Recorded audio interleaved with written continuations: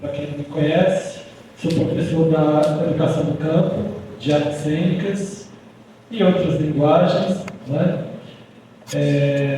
Aqui a gente trabalhou numa disciplina, eu e Áurea, Pedagogia do Teatro, Jogo e Educação, e aí foi surgindo essa conversa com os alunos, e a Áurea foi uma aluna que se destacou. Eu perguntei, gente, eu tenho essa pesquisa, PIBIC, quem topa participar, né?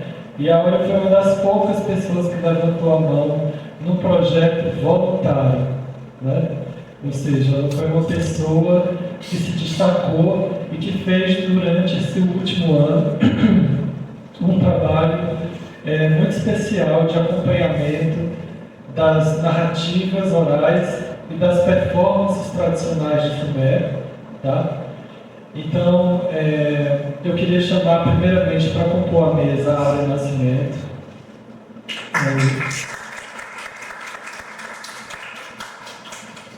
Que é aluna da Educação do Campo, que está aqui, certo? Está finalizando sua graduação no próximo semestre, no próximo período. Obrigado, Áurea. E para compor essa mesa, eu queria chamar duas pessoas também ligadas às artes, que têm, com quem eu tenho muita afinidade, com quem eu troco bastante aqui. Valéria Andrade. Então, depois dessas apresentações dos professores, eu gostaria de falar um pouco desse projeto, né? O que foi fazer essa cartografia de narrativas orais e de performance de Sumé, né? Narrativa oral, gente, como a gente trabalhou, é toda história que pode ser transmitida através da fala, através da conversa, através do gesto performativo de narrar uma história, que é um gesto muito antigo, certo? Tem gente que diz que começou lá na África, né, com a tradição dos griots, né? O teatro ocidental tem alguma conexão talvez com isso, lá na Grécia. Enfim, é um grande debate que é feito sobre a história dessa transmissão das histórias, né? Até chegar hoje na tecnologia que a gente olha os stories, né? As histórias continuam nos mobilizando. E o que seriam essas performances, né? Performance, gente, é um nome muito amplo que cabe muita coisa diferente entre si, certo? Os meus alunos sabem que eu trabalho performance num sentido mais contemporâneo da palavra, mas ela pode ser usada de várias formas, em vários contextos. Aqui na pesquisa que a Áurea fez, performance é a manifestação cultural da tradição, né?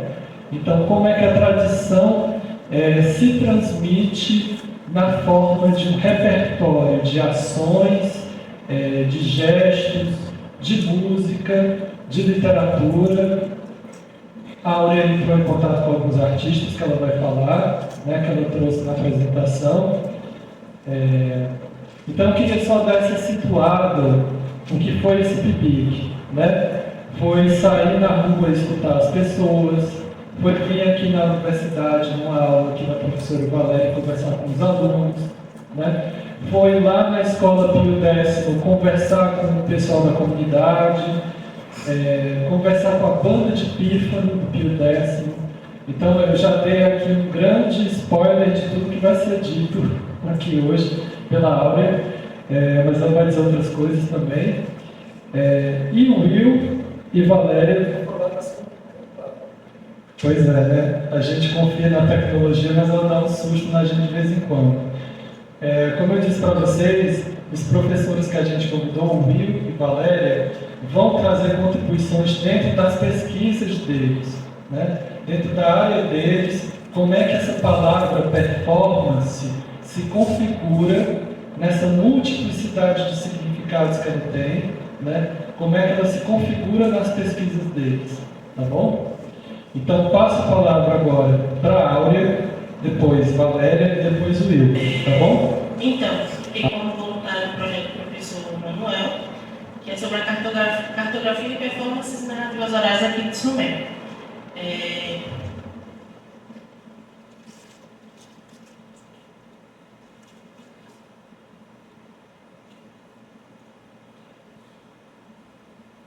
professor já deu uma introdução, né? O objetivo da gente era, de certa forma, recolher esse material e trazer para dentro da universidade para que os alunos sumaenses que não conhecem, os alunos que vêm de fora também possam conhecer um pouco da cultura do Sumé e das narrativas orais que existem aqui. Eu acho que a gente conseguiu um pouco, né, trazer um pouco disso para dentro desse projeto. De certa forma fica aberto, né? Se tiver outra oportunidade, vocês puderem, se juntem ao professor e deem oportunidade a isso, porque o objetivo da gente, de certa forma, era fazer um livro, mas a quantidade de material não foi suficiente. E vocês participando dariam mais material, né, para que esse livro pudesse ser construído. Então, essas fotos foram tiradas pelo professor Will durante a primeira etapa do projeto, né, que foi estar nas ruas de Sumé entrevistando a população. Nessa foto que tem uma moça sentada aqui, ele falou um pouco sobre a história dele e falou que ele é um artista, né, ele é um escultor que trabalha com materiais de metal, vários materiais, né? Eu achei interessante a história dele, porque ele conta que, mesmo como escultor e produtor de cultura dentro de Sumé, ele necessita de outros meios para sobreviver, porque só na cultura ele não consegue sobreviver aqui em Sumé, assim como outros artistas também. Na lanchonete, eu conversei com uma cigana e ela contou um pouco sobre a história dela no circo. Ela vem de uma família circense, mas que no momento ela está estabelecida em Sumé e a família dela está andando pelo mundo acompanhando o circo. Na terceira foto são dois rapazes, né? Eles contaram uma história que ela é bem comum aqui no Nordeste, que é a história do comadre Florzinho. Creio que todo mundo conhece. E o que eu achei interessante dessa história é porque, independente da região que a gente está aqui no Nordeste, a gente conhece essa história. E, de certa forma, ela é contada da mesma forma. É a mesma forma de se contar, né? Não tem tanta mudança. Foi basicamente isso. O pedaço da história que eles contaram que é uma história que todo mundo no Nordeste conhece e que uma curiosidade sobre ela é que quando ela se ouvia perto, a gente escuta perto, é porque ela está longe. E quando ela se ouvia de longe é porque ela já está perto da gente. E que ela é defensora dos animais na floresta, ela preserva pela natureza, né, na floresta. Basicamente é a história que todo mundo conhece. Outra pessoa que foi entrevistada foi Zico Júnior. Eu creio que todo mundo aqui conhece um pouco da história dele, né? Ele é professor em Sumé, física e matemática, artista, de forma geral, né? Escultor. A seguir tem algumas obras dele que eu vou mostrar para vocês. Escultor, artista plástico, poeta também. E um fato interessante sobre ele é que ele criou o jornal Cabeça de Rato. Não sei se vocês já tiveram acesso a alguma das edições. E o que eu achei interessante sobre o jornal é que ele traz poemas de poetas aqui de Sumé ou de outras regiões, para que eles tenham destaque, né? Para que as pessoas conheçam um pouco da poesia desses artistas. Eu achei a iniciativa bem interessante e ela é bem antiga. O jornal ele é bem antigo. Aqui vocês podem ver algumas das obras deles, pinturas e esculturas.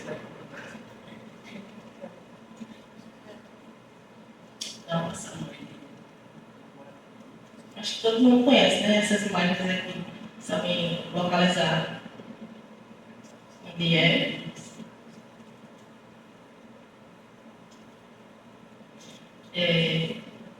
Depois, né, da entrevista com o Zico, a gente conseguiu reunir um pouco do material e a gente teve a primeira parte da apresentação sobre o que a gente já está pesquisando, que era que a gente já tinha de material. A gente fez uma conversa com algumas pessoas, né, e outras pesquisas também estavam presentes. E a gente teve uma boa avaliação, né, e pontos para se melhorar também. Foi bem interessante porque, querendo ou não, a gente acaba pegando a experiência de outros trabalhos e melhorando o nosso também.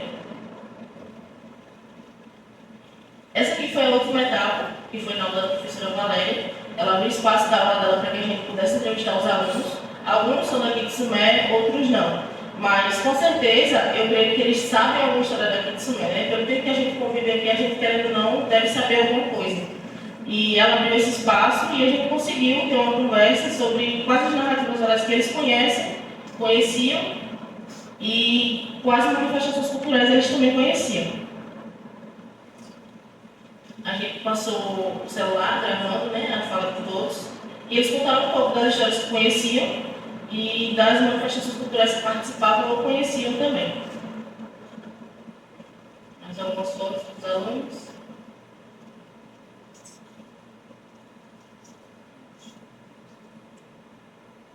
É importante falar que durante a gravação da conversa, a gente teve um momento de interação também, né? Porque não foi só a gravação dos alunos, a gente também conversou, perguntei um pouco, né, sobre outras curiosidades que vieram surgindo ao decorrer das perguntas que foram feitas. E por último mesmo, são as fotos da banda de pífano do grupo 10º. Aqui é importante que vocês vejam que existe gerações antigas, gerações novas e ali no meio, né? Geração no meio, tanto adultos como adolescentes e uma geração mais velha. E uma das histórias que foi contada dentro da escola foi de um dos alunos, e esse aluno está presente nessa foto.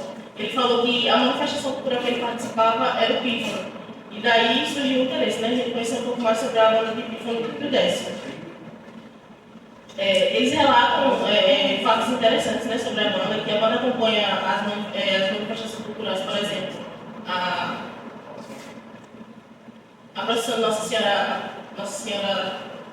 Nossa Senhora. Eles acompanham as procissões, né, saem de casa em casa, reunindo as pessoas e vão andando até a igreja. E um dos senhores que fala na entrevista, ele fala que as narrativas orais, elas são importantes e elas não morrem. A gente morre, a gente passa, mas a partir do momento que a gente passa essas informações para outras pessoas, elas continuam vivas.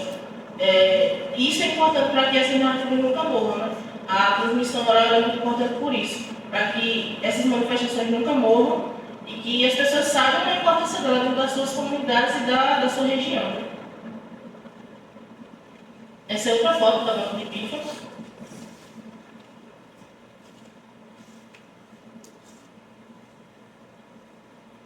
E aqui foi um pouco da história, né? O professor pediu um recorte de algumas histórias que eu achei interessante. A da Maria Florzinho que eu falei, né? No momento da escrita, a gente destaca a escola dos entrevistados. E é isso. Como a Florzinho já falei um pouco da história, né? E outra história que me chamou a atenção são as memórias de infância e cultura do Sumé, né? É uma história bem comum também, que acontece com todas as crianças, eu creio, aqui na região do Nordeste, em outros também. São as questões da mãe fazer medo aos filhos, né? Por exemplo, vai para uma outra hora, porque senão o papai filho vai passar, vai pegar você, vai comer seu filho. Então, isso foi uma das histórias que foram contadas, né? E me remeteu muito à minha infância, porque eu sempre escutei essa história também. Regiões diferentes, mas que a história sempre se perpassa, né? E ele fala também um pouco sobre o pastoreio, que é uma dança tradicional, e que esse entrevistado ele participava do cordão vermelho. Existe o cordão vermelho e o cordão azul. Não sei se vocês conhecem a lapinha, que é uma variação. Na minha comunidade existe essa variação, lapinha. E tem também o cordão vermelho e o azul. Então, também me remeteu a isso, né? Uma coisa que muda de uma região para outra, mas que de certa forma tem suas semelhanças. Deixa eu ver. Ele fala também sobre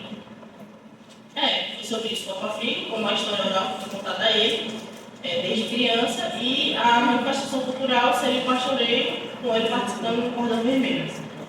Outra entrevista, né, que me chamou a atenção, não coloquei aqui, mas me chamou a atenção, é sobre a questão de, às vezes, a gente não ter na família alguém que passa esse conhecimento oral, né? E mesmo não passando, é importante que ela seja contada também, né? Não possui, mas qual é o interesse? Eu vou buscar, a partir do momento que me perguntam se eu conheço alguma história e eu não conheço, eu vou atrás para saber um pouco mais sobre a minha região. Quais histórias que contam aqui? Se minha família não conhece, qual outra família que pode me contar um pouco sobre essas histórias, né? Fica essa questão no ar. E é isso. Essas são as referências do trabalho. Eu creio que eu vou passar um pouco sobre o que foi a pesquisa para mim. E agradeço ao professor Manuel pela oportunidade, né? Foi muito importante para mim, porque, querendo ou não, perpassa um pouco sobre o que eu vou trabalhar no TCC, né? Sobre as histórias orais na minha comunidade. E foi importante para mim a construção desse material até o momento. É isso.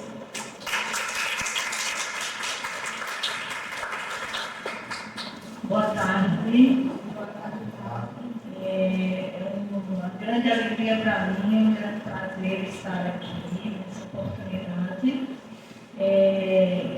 Eu, em primeiro lugar, eu quero agradecer muito o convite, né, para participar do projeto como colaboradora, projeto do professor Manuel Moacir, e o convite para participar hoje dessa conclusão, né, desse evento, ao lado dele, né, como povo da mesa, da Áurea e do professor Will, né?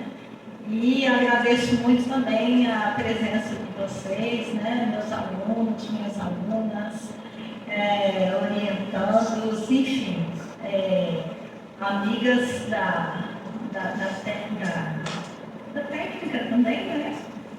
Edneide, eu não sei o nome, desculpa. Mas, enfim.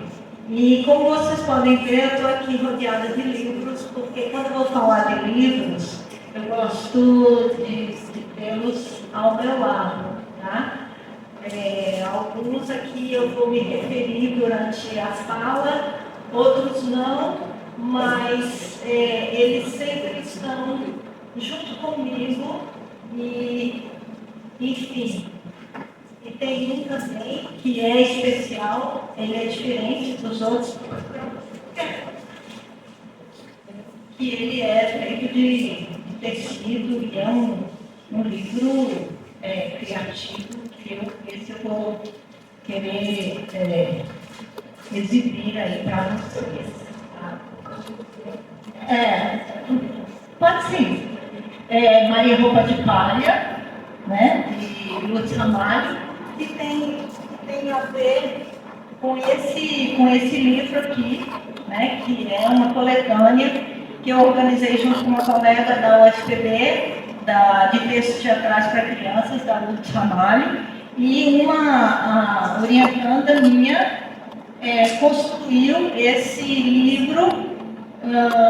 Tem aqui, né, o cenário aqui do teatro, um livro tátil, têxtil e interativo, porque o cenário, os figurinos, né, as personagens da história, da narrativa dramatúrgica, elas compõem um livro de maneira que as crianças, né, durante a mediação da leitura, as crianças podem também manusear, e a pessoa que está contando a história, que é uma história teatral, mas, né, ao mesmo tempo é uma narrativa, né, enfim, tem as várias personagens e os vários cenários por onde a Maria Roupa de Palha, que é a heroína, né, a protagonista da história, por onde ela passa, que ela passou pelo mar, teve a ajuda dos peixinhos e tal, uma narrativa heróica bem linda. Ela passou pelo céu, teve a ajuda dos asteroides, teve a ajuda da lua também, do vento, isso aqui é o vento, né, e tal, e das estrelas também. E ela precisava chegar também na Casa do Sol, na Casa do Sol. Enfim, ela ainda não apareceu aqui. Onde é que está Maria Roupa de Palha?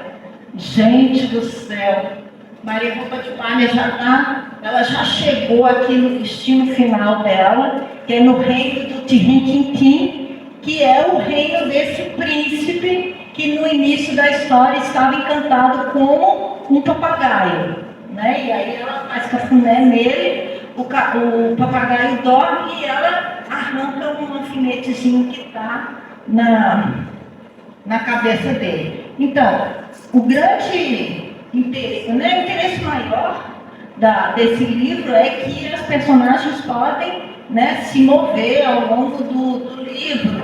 A menina também troca de roupa, porque aqui ela já está com a roupinha do casamento, que afinal de contas ela cumpriu uma jornada e para entregar um cofre com a coroa e com as joias do reino de Rintintim para o príncipe que estava encantado em forma de papagaio. Né? Então, e ali depois tem a festa do casamento, tem os papagaios, que são os amigos, né? Amigos da natureza, do príncipe.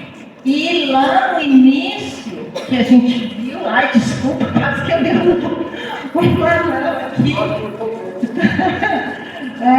Porque aqui é o tesouro que ela recebe do pássaro, do papagaio, e ela deve cumprir uma jornada para entregar a coroa e as joias do reino. Pode fechar. E aqui, inicialmente, era o papagaio, depois aqui ele fica invisível, depois ele fica lá no reino dele como príncipe. E aqui são as roupinhas, as primeiras roupinhas que a Maria usa no início da história. A roupinha que ela chega na casa da patroa, o pai dela deixa ela para ser, entre aspas, adotada, mas ela se torna uma empregada, né, da mulher, da patroa. E a patroa manda ela trocar o vestido, manda ela colocar o vestido de palha. Por isso que ela tem o nome Maria Roupa de Palha. O nome dela mesmo é Maria do Lagamar, tá? Enfim, então, essa história é um texto de teatro que foi escrito pela Lourdes Ramalho e é uma hibridização, uma mistura, uma mescla de várias narrativas populares, né? A começar da Cinderela, né? Da tradicional conto de fadas da Cinderela, mas tem outras narrativas populares daqui, por exemplo, do Nordeste, que é Maria Tarriquinha, o Reino Verde, enfim, outras narrativas que eu agora não consigo me lembrar do título. Mas, enfim, esse começo aqui com Maria Roupa de Palha, porque Maria Roupa de Palha ela costuma roubar a cena, é mesmo assim, né? Então, esse tipo de produto, né, de recurso didático foi construído bem recente no TCC da Ana Júlia Martins, ela defendeu em 2025, né? E, inclusive, o professor Manuel estava na banca, o professor Leandro também estava e acompanhou também o processo, né, de elaboração. Foram várias reuniões, a gente precisava discutir muito que material, que usava e tudo. Então, é um tipo de produto que resultou de uma das práticas, da prática mais comum que eu utilizo nas minhas aulas, que tem a ver justamente com a leitura performativa, principalmente de textos teatrais, né? E, bem, eu preparei um texto aqui, mas eu acho que eu vou deixar o texto de lado, já deixei, né? O título do texto era, né? Porque eu não vou seguir mais ele por aqui, mas o título é Da Voz em Estado de Performance, ou Quando a Palavra Literária Vai Além do Livro, tá? Então, o que acontece? Ao longo da minha vivência como professora, como docente na área de letras, né, eu fui desenvolvendo uma espécie de metodologia, tá, em que eu defendo a necessidade das educadoras e dos educadores em formação de vivenciarem experiências de leitura que venham a contribuir consigo, né, com eles próprios, com elas próprias, e depois na prática docente que vão desenvolver, né, nas suas futuras salas de aula. E assim, na verdade, como eu coloquei aqui no texto, eu vou retomar um pouquinho dele aqui, tá? Essas relações que eu desenvolvi nessa minha prática, elas seguem duas linhas principais, né? Que tem a ver, então, justamente com as potencialidades de vivência e experimentação da palavra literária para além do papel e da leitura feita em silêncio e individualmente.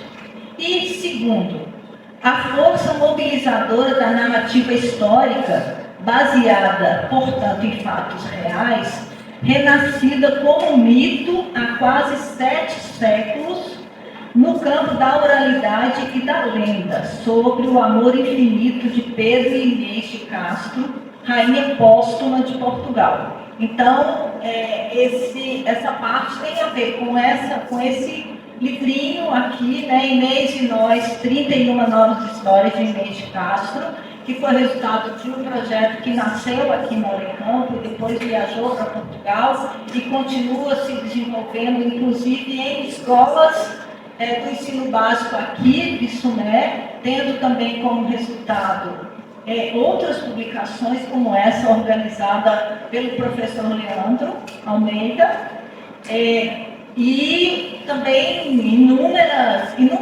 várias, né? Não é inúmeras, várias dissertações de mestrado e também teses de doutorado, inclusive uma que eu estou orientando presentemente, que é do professor Rafael Barros, aqui presente também, que tem a ver com essa vivência leitora performativa de histórias, de narrativas orais, no caso específico, sobre Inês de Castro.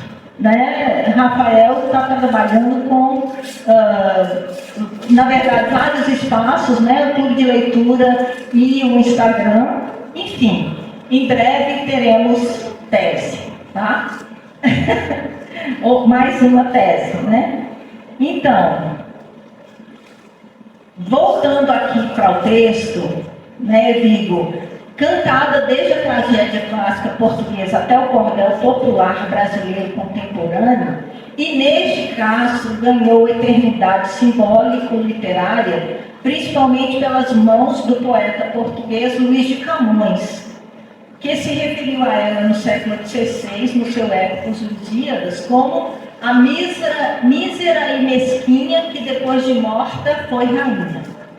Espécie de farol que iluminou um mar de histórias inesianas pelo mundo afora, esse verso foi recriado inventivamente no título do cordel, A História de Inês de Castro, ou A Dama Lourinha que depois de morta foi rainha, que é esse folheto que foi publicado assim em forma de livro, tá? E numa segunda edição, já com um formato um pouco distante, né, do formato, o suporte, né, livresco, um pouco distante do cordel, mas a estrutura, né, é o poema de cordel também. Tá?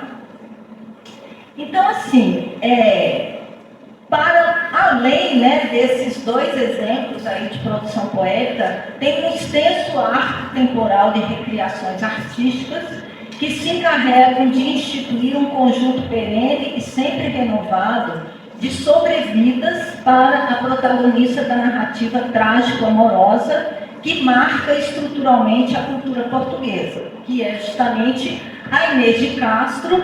Inclusive tem esse livro extraordinário aqui também, depois quem quiser dar uma olhadinha também, que é um livro ricamente ilustrado, com fotos e tudo, que foi publicado no ano 2005, em celebração aos 650 anos da morte de Inês de Castro. Dizem morte, mas eu digo assassinato. Ela foi assassinada, né, foi um feminicídio avant la lettre, né, por conflitos políticos, enfim, razões do Estado e razões do amor em conflito. E, bom, aí há inúmeras obras que passeiam por essa temática, né, desde teatro, poesia, romance, balé, dança, espetáculo teatral, escultura, instalações e também performances, né? Como registra, então, largamente esse livro. Aí. Então, esse tipo de diálogo, né, entre narrativas orais e processos de recriação estética também pode se desenvolver em contextos alternativos ao de produções artísticas, assim, digamos, profissionais, né? Como, por exemplo, no contexto de formação leitora promovida em espaços escolares formais ou não formais, em que se pretenda expandir os limites de recepção de obras dramatúrgicas para além de salas de teatro, né? Então, essa iniciativa, né, de expandir esses limites da sala de teatro para fora do prédio teatral, trazendo, por exemplo, para as salas de aula, mas também para espaços educativos alternativos, é o que tem me movido, né, assim, nos últimos, sei lá, mais de 20 anos, né, desde que eu comecei mais de 20 anos, como professora bolsista do CNPq, atuando no programa de pós-graduação em letras da UFPB, né. Lá, então, foi que eu comecei a pesquisar a obra da Lourdes Ramalho, né, autora da Maria Roupa de Palha, de quase uma centena de textos teatrais.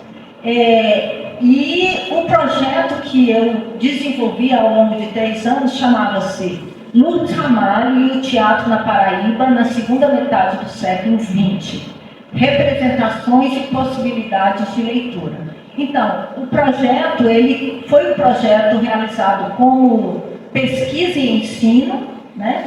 Eu não fiquei só na pesquisa bibliográfica, eu fui também para a sala de aula e ministrei disciplinas no PPGL, e, além disso, eu fui para um assentamento rural, lá vizinho à cidade de João Pessoa, na cidade do Conde, no assentamento Dona Antônia, né? Em que eu desenvolvi uma série de ações, né? Entre elas ações, oficinas de leitura performatizada, né? Primeiro, né, claro, há toda uma abordagem, né, que a gente chega na comunidade e tudo, mas, enfim, para resumir, foi formado um grupo de leitura, né, na verdade, um grupo de leitoras, de mulheres leitoras, que se interessaram em conhecer a obra de Lourdes Ramalho. E uma das obras, das dramaturgias ramalhianas que a gente leu foi As Velhas, né, que está nessa publicação aqui, que é, digamos, um duelo, um conflito que acaba por ser trágico também, né? Vocês já perceberam que eu me atraio aí pelas tragédias, mas enfim. As Velhas, um duelo entre uma sertaneja chamada Mariana e uma cigana chamada Ludovina, ou Vina, né? E uma das leituras que a gente fez foi essa, das Velhas. A gente Na verdade, havia começado por outro texto, por escolha das meninas, né, do grupo, mas aí quando surgiu a oportunidade da gente ter uma encenação especial das velhas, uma reencenação, por ocasião do lançamento desse livro, né, com a presença da dramaturga, que ela ainda estava viva, então isso aconteceu em 2005, aí eu propus para as meninas que a gente, então, lesse as velhas, para quando a gente fosse assistir, né, porque aí eu ia, construir várias estratégias que foram bem sucedidas, e eu fui com ônibus, com as leitoras do assentamento e seus familiares, fomos lá para o Teatro Santa Rosa, em João Pessoa, e assistimos, né, ao espetáculo, que foi, na época, foi encenado pelo professor Duílio Cunha, que inclusive já ensinou aqui também, né, na Lecampo, e tivemos a presença iluminada da dramaturga, né? Então, esse texto, ele tinha tudo a ver com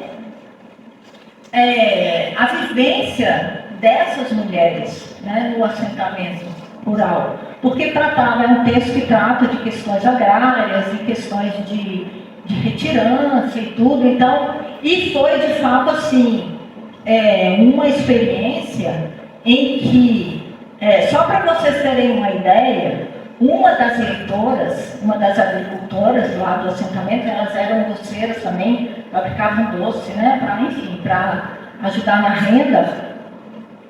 Uma das leitoras, ela não era letrada, né, ela era iletrada, mas ela participava do grupo apoiada pelas colegas.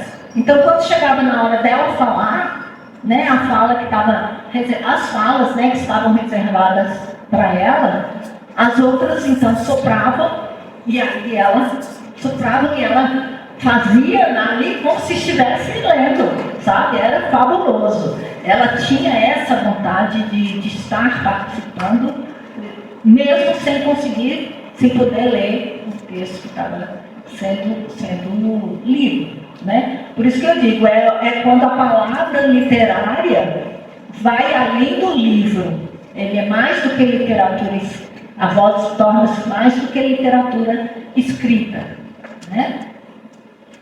Enfim, e aí a gente vai também aqui para... Tem uma citação aqui da Mariana, mas enfim, vamos ver se no finalzinho eu trago alguma possibilidade da gente ter essa leitura. Mas aí, o que isso tudo, quer dizer, essa experiência no assentamento me trouxe de inspiração para vir aqui para a sala de aula, né? Na Lecampo, trazendo essas oportunidades nas várias disciplinas que eu ministro, né? Não apenas literatura infantil, ou literatura brasileira, ou literatura e cultura popular, mas também teoria da literatura, prática de leitura e produção de textos, uma eletiva também que foi implantada sob minha sugestão, que foi estudo do texto dramático, e essas práticas de leitura performativa em diálogo também com práticas de reescrita, tá? De reescrita criativa de poemas, narrativas curtas populares, que são geralmente propostas na segunda parte das disciplinas, né? Como sugestão, como possibilidade de exploração de metodologias viáveis, né, para a sala de aula dos futuros professores e professoras. Tá? E aí, quanto tempo que eu tenho ali? 5 minutos, eu já passei de tudo. Tá? Para falar rapidamente também, assim, sobre, como que eu digo, o que resulta dessas experiências leitoras, desse laboratório de experimentações performativas de literatura, sobretudo de dramaturgia, tem resultado em várias monografias orientadas por mim, né? Desde 2013, né? Estou sempre orientando monografias que nascem justamente no coração das disciplinas, né? E o que acontece? Nascem como? Porque das experiências, das leituras performativas, as alunas e os alunos se encantam absolutamente pelo texto e pela possibilidade de vivenciar aquela literatura por si, pelas suas próprias vozes e, claro, que passa pelo corpo também, né? Porque quando se lê, por exemplo, a fala do papagaio, né, na Maria Roupa de Palha, há uma satisfação, por exemplo, né, nessa fala em que ele diz: eu estou invisível porque fui desencantado, mas estou aqui pertinho, bem pertinho do seu lado. Escute bem o caroço que você me arrancou, alfinete envenenado que a fada má me enterrou. Deixou-me livre e feliz, pois o encanto acabou. Não fique triste, o papagaio falando para a menina, né, para a Maria Roupa de Palha. Não fique triste, eu vou, mas você também irá. Procure a casa do vento e ela lhe ensinará o caminho do meu reino, onde estou a esperar. Então, quando um aluno, né, faz essa leitura, se coloca no lugar do papagaio, tem essa experiência de ser outro, né, de ter essa, eu coloco aqui, né, a magia de imaginar-se outro ser e poder viver outras vidas, ter e realizar outros sonhos, vencer desafios, mover-se de sua realidade, às vezes tão limitada, deslocando-se para lugares de felicidade, abundância e justiça, construído com utopias possíveis, é provavelmente o que tanto fascina e mobiliza as pessoas em geral e, em particular, as pessoas licenciadas de educação do campo da área de linguagens e códigos, suponho eu, do meu lugar de formadora de docentes da educação, que por vislumbrarem a mesma magia que poderão proporcionar às crianças e jovens que futuramente serão o público-alvo de suas ações educacionais, né? Então aqui a gente já traz essa outra possibilidade conceitual de performance, né? Como deslocamento, inclusive como deslocamento identitário, como está lá em Judith Butler, né? Questão de problemas de gênero, né? E ainda também com o Paul Zumthor, né? Que são os dois autores que eu tenho também a Eliana Queifalaz, mas a Eliana Queifalaz ela está bebendo no Paul Zumthor, né? Então, assim, tem várias experiências, né? Que passam também por textos que não são textos para crianças, né? Aconteceu no semestre passado com essa turma que está aqui, que está fazendo agora literatura brasileira, mas que foi da turma da disciplina de teoria literária. A gente leu, inclusive com assessoria do professor Rafael Barros, né, que estava fazendo seu estágio na disciplina. A gente leu Amor por Anexins, que é um texto do século XIX, né, do Arthur Azevedo, E foi um texto assim, lido com grande gosto, com grande satisfação, né? Os alunos, depois, até se algum quiser dar um depoimento aqui também, seria interessante, porque é essa possibilidade de ser outro, né? De estar com outro ser, pela voz, né? Pelas modulações emotivas da voz, pela expressividade, né?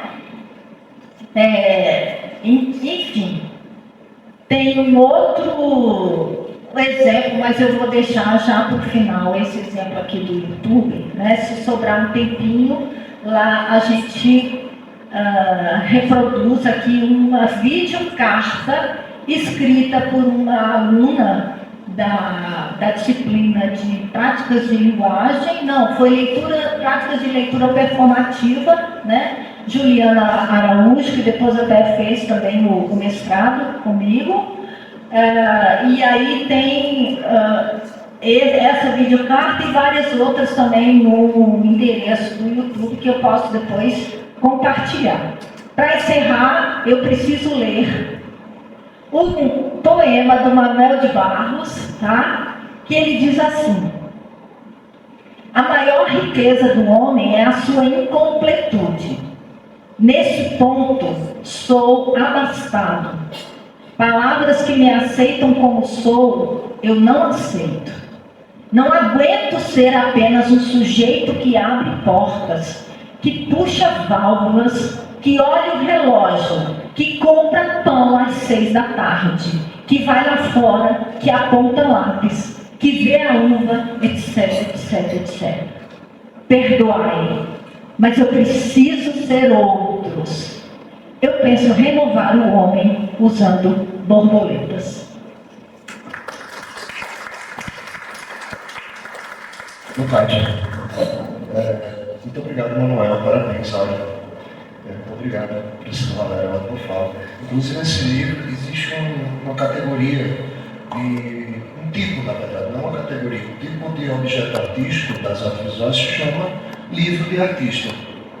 Você poderia dar uma olhada, porque isso para mim é um livro de artista, ele é independente.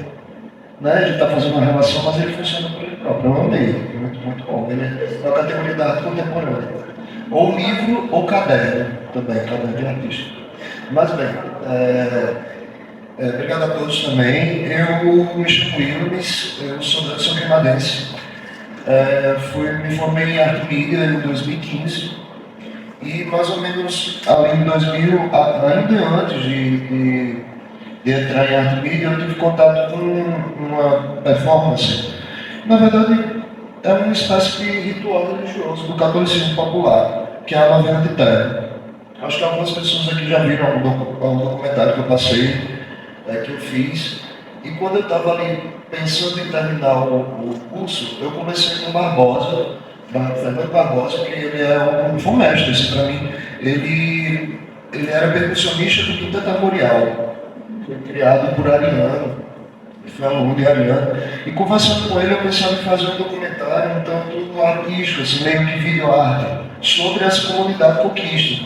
Porque essa novena de terra é uma prática conjunta à expressão do coco, realizada por uma comunidade de Queimados, uma comunidade rural. Que são vários sítios, já quando a gente pensa em comunidade, a gente tem que pensar em vários sítios. E mais uma das características das coisas orais, pegando o gancho do Bonzubá, é sobre a movência da oralidade. Essa prática ela veio de outra cidade, que é de São Vicente Ferre, e curiosamente em São Vicente Ferre não é mais executada, mas para onde ela migrou ainda é. Prova de que essa movência às vezes garante a proteção, a continuidade das coisas, né? Até porque quando a gente fala de gente, é como se as pessoas fossem um livro, né? A Inês Ayala fala isso, né? O corpo é um corpo livro, né? Ele é cheio de memórias, ele é cheio de histórias, e ele anda, fala, chora, enfim. Então, eu conversando com o Barbosa, eu falando aí das minhas ideias, ele falou, essas pessoas muitas vezes precisam que elas mesmas falem sobre a história delas. Eu acho que se você faz uma coisa de videoarte, ainda vai ficar o seu olhar. Porque você não tenta fazer algo mais documental mesmo, dialogado, conversado. Então, acatei, na verdade, eu me senti como uma crítica que ele me fez, e eu super acatei essa ideia, e comecei o processo de pesquisa, ainda sobre o corpo, de um local ainda tanto conceituoso, ainda entendendo a coisa como batuques, usando categorias ainda quase que coloniais, porque eu ainda não conhecia os estudos da formas. Eu ainda estava muito mais voltado para um outro documentário, de filmar, né, de gravar áudio, de áudio, de vídeo. Ainda não estava pensando ainda tão teoricamente para por fora. Assim.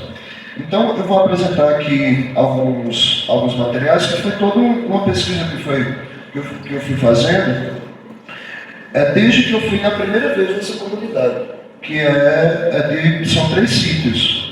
Espera aí, aqui é toda a parte escrita, mas eu vou chegar aqui. São 3 sítios na cidade, que é o sítio Verdes, Sulapa e Campo Comprido, que é o que a gente chamaria assim, uma certa zona de confluência da Nova Terra, e o local onde ela mais é praticada hoje, ainda hoje. Então esse aqui foi o meu primeiro estudo. Isso aqui, cadê? Subir mais um pouquinho. Aqui, que eu chamei capítulo 3, o primeiro era eu e os outros, enfim. Então eu chamei de um mergulho no terreno ainda. Então eu faço toda uma pesquisa aqui sobre, ainda de um âmbito bem folclorista, com Câmara Cascudo, entre outros, e eu vou falando sobre o que eles têm a dizer sobre o corpo, desde quando ele apareceu, quando ele foi documentado a primeira vez, as variações de cada lugar. Então eu fui aprendendo essas coisas que tu falou, né? Uma mesma história muda, ela mantém a estrutura, mas ela muda o título, ela muda o nome. É como se a comunidade sempre buscasse personalizar a história, para meio que dizer, não, ela não é minha, mas com esse nome é minha. Entendeu? Como se fosse um apelido que eles vão dando as coisas para personalizar e acabarem sendo deles, né? Então eu fui aqui de início pesquisando as modalidades do corpo. Então esse foi o meu primeiro texto sobre coco e ciranda na cidade de Queimadas. Então eu faço uma pesquisa bastante assim, ainda geográfica e um tanto demográfica sobre a comunidade, e tentando pegar aquilo que eu chamei depois, que eu vim aprender depois, de personagens sociais, que são pessoas que dentro do documentário elas vão ser personagens, mas elas são localizadas, elas têm nome, elas têm lugar, elas têm gênero, né? Mas elas ali são personagens, partindo do pressuposto de que quando eu apontar a câmera para alguém, automaticamente essa pessoa vai performar. Ela vai mudar, ela vai ajeitar o cabelo, ela vai olhar para frente. Então a câmera tem esse poder de mexer com você, né? Então, partindo dessa ideia que eles eram personagens sociais, eu fui tentar pensar ainda a forma do corpo. Eu acho muito influenciado pelos estudos estruturalistas, assim, pensando a forma, mas como é que eles dançam? Quais as modalidades? Né? Quais os passos? Quantos? Quais as regras? E tentando partir de uma coisa que é usando o nome que eles davam às coisas que eles faziam, não o que os autores falavam. Então, como é que eles não se chamavam de músicos, eles chamavam de tocadores, então eles escrevem como tocadores. Dançarinos, rezadeiros. Eu evitei usar o nome que teoricamente era mais encontrado na bibliografia para utilizar o que eles estavam falando, seguindo essa ideia de personalização daquele grupo, né? Então eu aprendi que existiam 3 modalidades: o corpo de roda, que é dançado em comunidade, em grupo. Ele é o mais assim, familiar dessa criança, dessas pessoas mais idosas, dança todo mundo.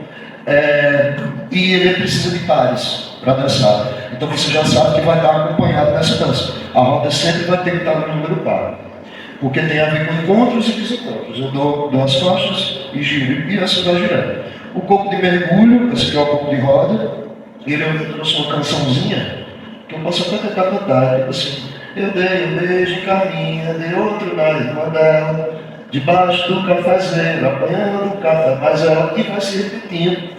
Tem até um toque de coisa colonial, né, nesse texto, né? Colher café, né? Enfim.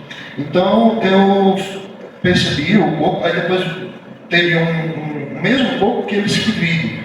que é coco de mergulho ou coco furado, que é uma roda onde já não fica girando, eu aponto para você, você entra, eu saio, e você, assim que entra, você faz uma dança, aponta para outra pessoa, e assim vai trocando, mas quando ele vira um coco furado, ele permite a rasteira, ele permite a violência mesmo. Assim. E aí já é um pouco que só quem dança, né? Mais homens, e é aberto, ano passado, o pessoal falar que sempre se mistura em coisas populares, coisas passionais. Sempre vai haver questões passionais. Então havia brigas. Um cara que estava olhando para a menina, que ele estava afim, dava uma rasteira de propósito no outro. Histórias assim, meio épicas de facadas e brigas desse tipo. Mas aí eu fui ainda me preocupando com esse formato da dança, que eu não sei se dá para ver aí, pessoal. Esse é basicamente o formato, esse é o serrote, né? Esses são os apelidos. E serrote vem justamente da capacidade dele dar rasteira, como quem serve e derruba o outro. Então ele é um mestre nessa modalidade, ainda é. E aqui, aí eu fui percebendo que como o coco era outro, então o ritmo da canção era outro, era para ser mais rápido, era para ser mais batido. Então as letras também iam mudando e iam percebendo essas questões. A ciranda, que é algo mais clássico, quase todo mundo conhece, né? A ciranda é uma coisa meio, quase que eu diria um tanto universal, assim, várias culturas da ciranda, mesmo não sendo ocidentais. Então esse foi esse meu primeiro estudo, e ele era para um documentário. A ideia dele era para que eu entendesse melhor a comunidade para fazer um documentário. Então eu fiz toda essa pesquisa, visitei a comunidade, aqui já são imagens da novena de terno. Por quê? Porque eu percebi que a novena de terno, por ser um evento religioso e reconhecido pela igreja, mesmo como popular, era uma forma de manter o corpo dentro da novena. Fazer o corpo, que é um elemento que não é do campo católico, ser performado dentro da liturgia da novena. Então, mesmo que ele fosse dançado apenas uma vez, que é dançado no momento que eles chamam de roseira, ao redor da bandeira, eles colocam um mastro na frente do terreiro, e vão pegar a bandeira num lugar, vão em outro, trazem a bandeira e dançam a roseira. E a dança da roseira é um corpo. Então é como se ali sacralizasse um corpo dentro de um ambiente católico. Fazer com que ele exista, mesmo quando o corpo não é executado fora da novena. É como se fosse um ritual que guarda o corpo ali como um elemento sagrado. É a figura do sacerdote. As pessoas que organizam. Não tem o dono do terreiro, tem a dona do terreiro, mas a novena não é deles exatamente. Né? Toda uma comunidade que é necessária para que a novena exista. Não tem como fazer uma pessoa só. Então fui percebendo essas questões, fui criando contato, né? Fui percebendo que muitas das pessoas que participavam da novena, eu via na feira, eu via na rua, eu via, sabe, em lugares, eram pessoas comuns da cidade. E eram elas que estavam produzindo isso que eu estava estudando, mas que naquele momento que elas estavam estudando, ela já não era aquela pessoa que eu estava vendo lá na feira.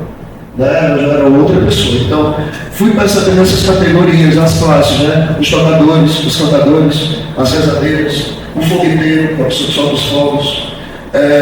Todos esses detalhes, a pessoa que carrega o andor, as meninas que vão carregar a bandeira. Então, fui percebendo todas as funções da novena, né? E criando, mas usando o nome que as pessoas davam. Né? Nesse momento aqui em cima, no Pentateuco, é o momento da oferta, que seria a oferta da Igreja Católica. Mas eles chamam de passou uma pessoa dançando, tocando a banda atrás dessa pessoa tocando, ela pega uma bacia, coloca um pano branco em cima e sai meio que constrangendo as pessoas para elas darem dinheiro. E eles não vão chamar de oferta, eles vão chamar de sorte, porque o dinheiro que é arrecadado vai para os tocadores. Então, quanto mais ganhar, mais sorte eles tiverem.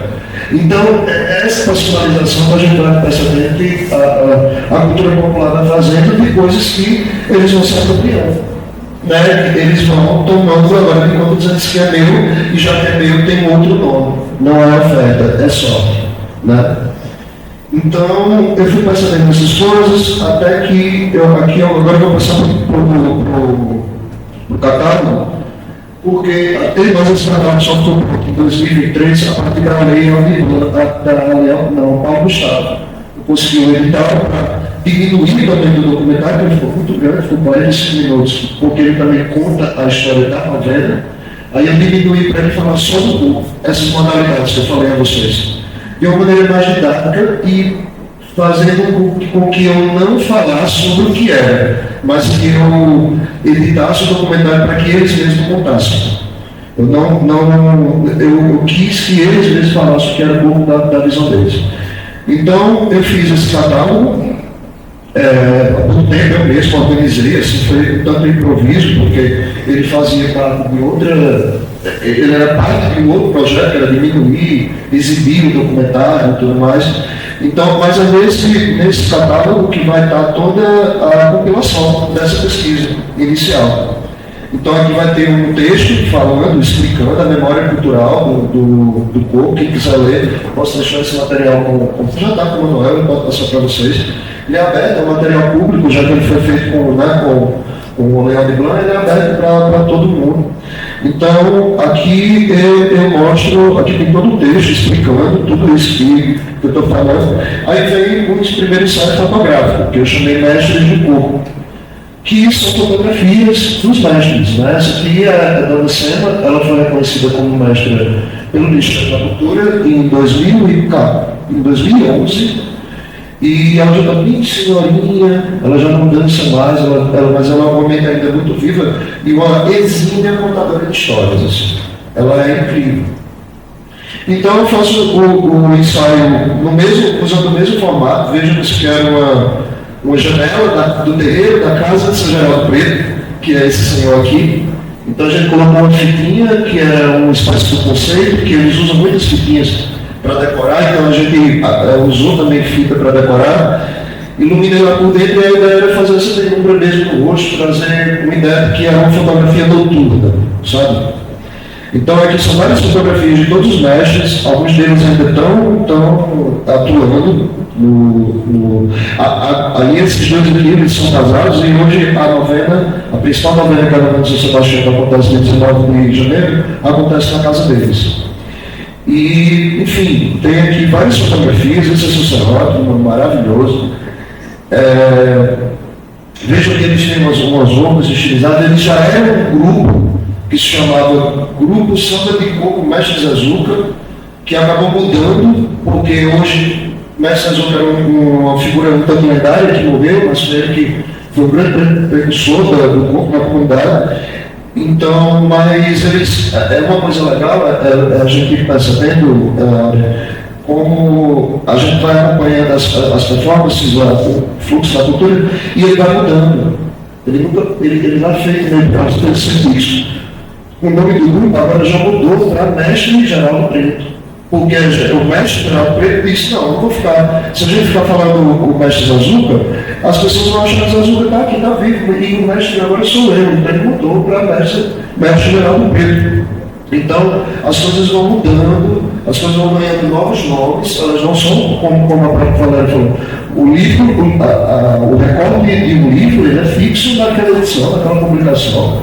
Ele é feito para ser congelado. A cultura popular não, a oralidade não. Ela se move, ela vai ganhando formas. Agora, é claro, mantém determinados núcleos. Né? Como você falou da história da tomatoflozinha, né? Vai mudando os nomes, mas vai ganhando, né? Alguns aspectos. Então, aqui esse senhorzinho, senhor Felipe, ele já faleceu. Enfim, ela era a mestra mais antiga que tinha, Dona Severino Ferrinho. Foi a primeira novena, foi na casa dela que eu fui. Não conheci quase ninguém. Enfim, são essas fotografias do Marinelli. E eu quero que vocês vejam que dentro dessas pessoas vai ter vários tipos de profissões, de afazeres, de funções. Então vão ter mecânicos, motoristas, agricultores, rezadeiras, vai ter pescadores, enfim, vai ter de tudo aqui nesse grupo, sabe? Alguns eu coloquei o apelido deles, eu pedi para ter se eles queriam que eu colocasse o nome, eles disseram, não, quero o apelido, então eu coloquei Pós pelo apelido. Então, Fiota, eu coloquei Fiota porque ela quis que fosse Fiota. Ela disse, se colocar a Maria Antônia, ninguém vai saber que eu sou não, bota Fiota. Então, é importante a gente tentar ter esse diálogo, e eu tentei ter muito aberto com eles e fazer uma coisa o mais colaborativa possível. Assim. Então, aqui é o primeiro ensaio, aqui eu vou mostrar a vocês, são todos os mestres, eram 24.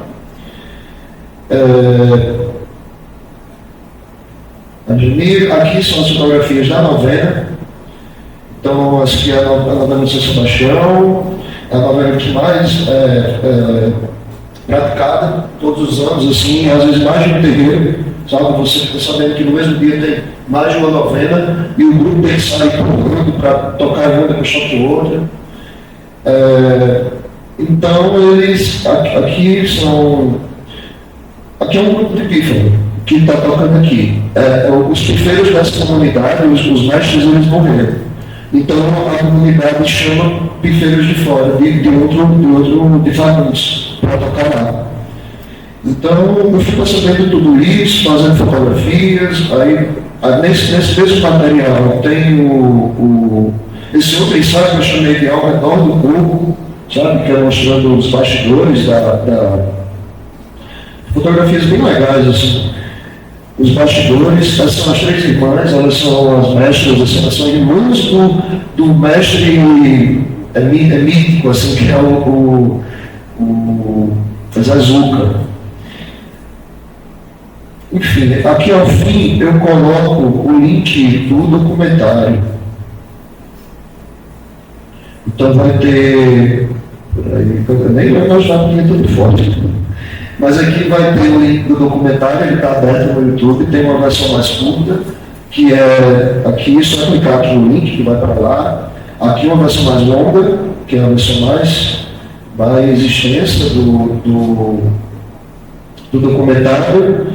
E outros vídeos, que a gente gravou também um disco musical, com algumas faixas das principais músicas que eles achavam interessantes. Então, por isso a gente chama lá em cima de exposição multimídia, porque a ideia era fazer mais de uma mesma exposição com mídias diferentes. Então, era um documentário, um disco musical e ensaios fotográficos. Então, a gente montou embaixo de uma... Isso é uma TCC, né? Então, a gente montou embaixo de uma árvore as fotografias figuradas e deixou a maixinha de som tocando a música desse disco. Para o pessoal, enquanto via as imagens, ficaram ouvindo o som para a noite, quando for na hora da defesa, passar o documentário para o público e o grupo se apresentar. Depois, isso, quando eu estava apresentando, eu estava demorando para acabar, aí o grupo não estava com paciência, começou a tocar por cima e nem se importou, e foi ótimo, assim, foi muito legal. Então, mas aí, acabado, feito isso aqui, né, eu fui para o mestrado, foi com orientação de hoje na UEPB, que eu chamei de performance, devoção e festa, aspectos da oralidade e da memória cultural da novena técnica e mais. E aí, aqui eu já vou estudar o que eu chamei de roteiro da novena de técnica.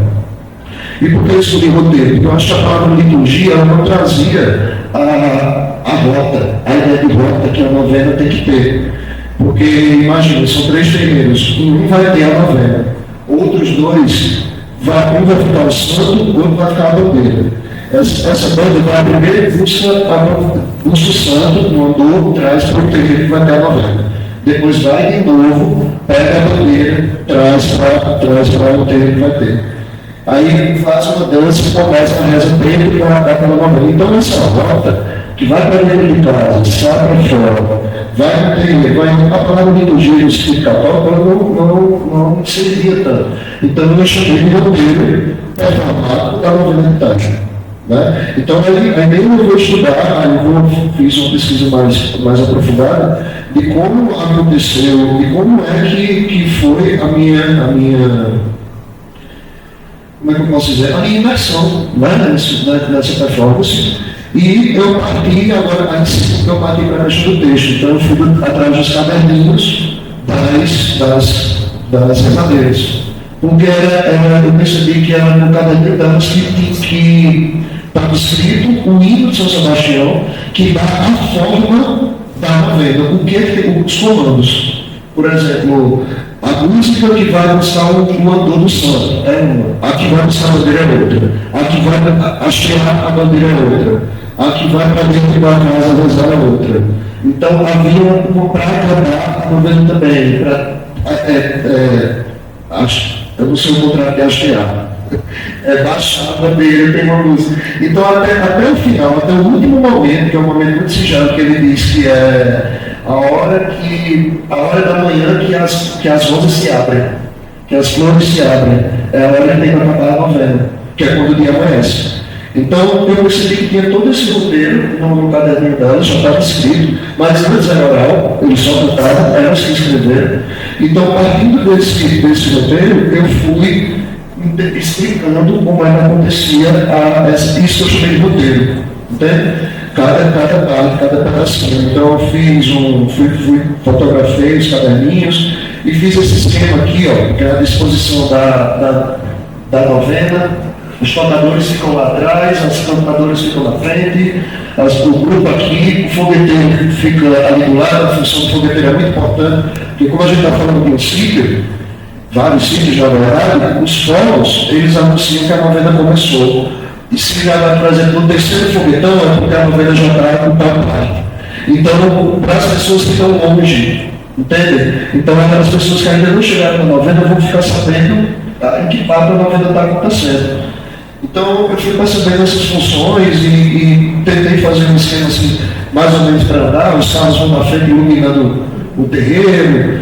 E eu fui criando esse esquema e trazendo, né, assim, com bastante diálogo e pedindo permissão, tudo isso, né, tem que ser feito com permissão, com autorizações, porque não é algo meu, né? Assim, é algo dos outros, então tem que ter muito respeito, assim, e também entender que você vai se decepcionar muito, porque captar histórias, elas não vêm do jeito que você quer. Às vezes você quer que a pessoa fale um bocado, ela não fala nada, e no dia que você não quer que ela fala muito. Você pergunta uma coisa hoje e você só vai receber essa resposta. Eu acho que o inconsciente fica protegendo a pessoa de não contar o que ela quer, aí depois ela acaba liberando depois de um terceiro encontro. Então é toda uma questão de paciência e de diálogo. Então eu fui trazendo, cada parte eu vou trazendo um pedacinho. Veja aqui em cima, gente, olha, para buscar a bandeira. Veja, esse para buscar a bandeira não é o título da canção. A canção ela é uma canção que é para buscar a bandeira, mas elas escreveram em cima, elas deram esse título, para buscar a bandeira, para achar a bandeira, e assim vai. Então tem todo um significado por trás também, a função social que essa novela tem.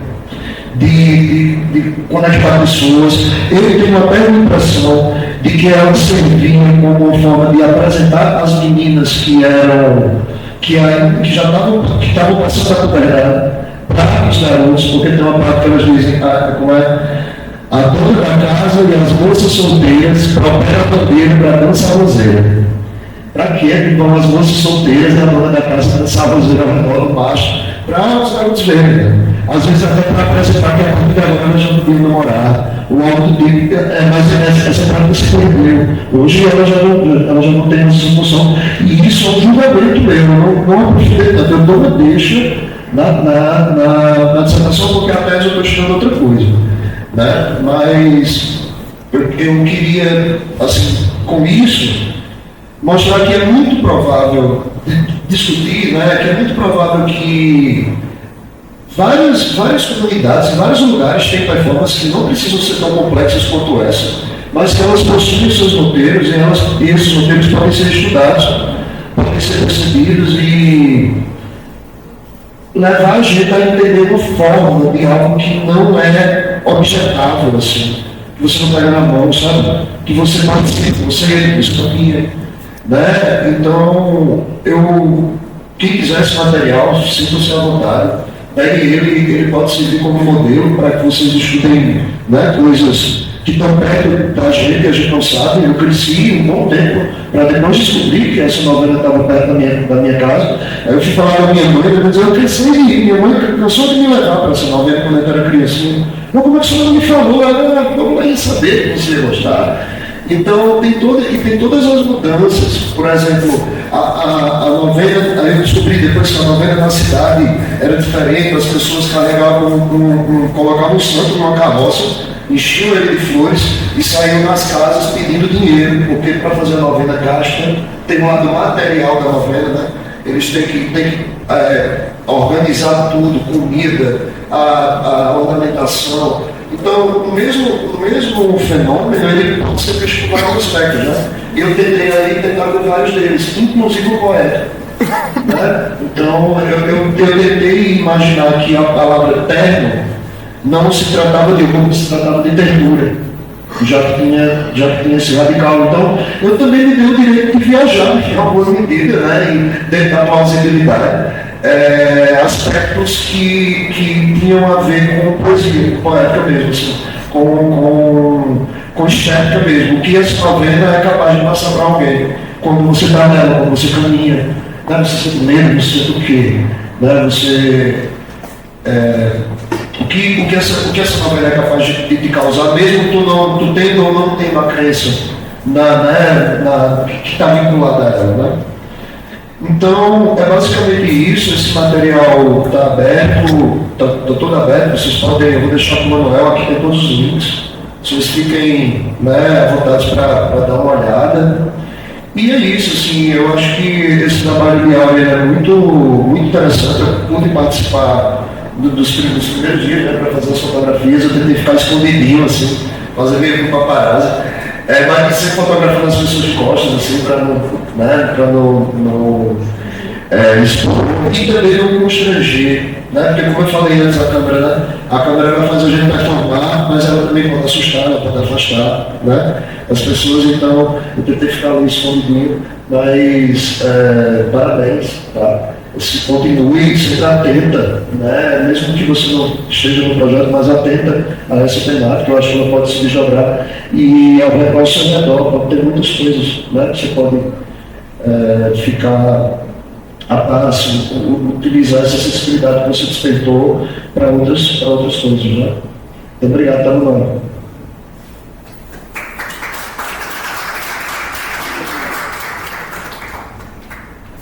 Gente, a gente tem alguns minutos, né?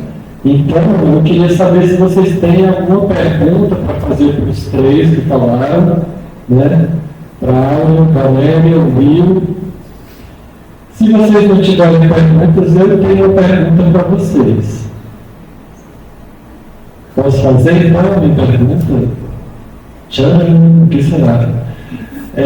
A pergunta é: quais são as histórias que você escutou, que você se lembra, as narrativas orais que a Áurea falou no começo, né? As narrativas orais estão presentes em todas as falas aqui, né? A maneira como as pessoas transmitem o conhecimento através das palavras. Leila Maria Martins, né? Importante estudiosa de performance afro-brasileira, vai chamar que é uma oralitura, né? Ou seja, que é uma transmissão de saber, de experiência, que se dá através das palavras que se traduzem nos corpos, nos rituais, né? No teatro, enfim, são várias formas de tentar nomear esse objeto, né? Então, eu queria saber de vocês quais são as histórias, hein, Paulo? Boa noite a todos. Eu me identifiquei um pouquinho com essa história, né, dos corpos, da roda de corpo, tudo que o professor Williams trouxe para vocês. Para você, achei muito interessante, porque a gente tem que se envolver muito com essa mistura, né? Tanto da leitura, dança, há uma mistura de tudo um pouco. Mas eu me lembrei, quando o professor Pix perguntou se alguém tinha algo, eu me lembrei da minha mãe, porque assim, eu fiz Na disciplina, o professor Luan, não lembro exatamente a disciplina dele. Peço perdão, porque eu não estou lembrada muito bem, mas na disciplina do professor Luan, eu fiz, trouxe para a sala de aula sobre a história da minha mãe, que ela teve uma experiência com os avós dela, os pais delas, porque eles passaram para ela todos os saberes das plantas, que as plantas medicinais podem fazer para nos ajudar na nossa saúde. E do nada eu nem sabia disso, ela já vinha passando pra gente, né? Que ela, quando a gente se machucar, vai lá e é isso aqui, ó, tem que usar, venha, chegue, que eu vou lhe ajudar. Então ela passou muito isso pra gente, só que eu não me aprofundei muito nessa história da minha mãe, né? E fiz uma entrevista com ela, uma pequena entrevista para saber como foi, né? Quais eram as plantas medicinais. Inclusive eu tenho o slide, foi apresentado em sala de aula, levei algumas plantas medicinais, o que ela servia. Então assim, é algo que foi passado de geração. Dos meus avós passou para minha mãe e minha mãe passou para a gente. Então, achei muito interessante falar um pouco disso aqui para vocês, porque é um conhecimento, saberes, né, que a gente tem, não só popular, mas de família. E é interessante estar trazendo para a sala de aula, para algum evento, algum projeto, porque, assim, são coisas que a gente às vezes nem sabe que existe e quando do nada, os pais começam a falar de coisa que nem o professor passou, né? Que ele não falou. A mãe não falou sobre o que ela já sabia, que tinha que levar. E minha mãe também nunca tinha falado. Ela só passava, sempre ela passava pra gente. Ela já sabia para que servia um lambedor. Ela já sabia fazer o lambedor. Ela mesma faz os remédios dela caseiros em casa. Só que eu não se aprofundaria, nunca tinha me aprofundado muito sobre a história. E eu, do nada, na pesquisa, eu perguntei a ela, mãe, quem foi que passou para a senhora isso? E ela deu, minha mãe.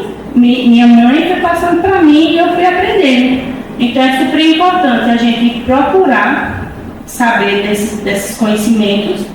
E é isso, eu posso, num outro momento, passar o slide para todos verem, e o professor Luan também pode estar me ajudando nisso aí, mas é isso.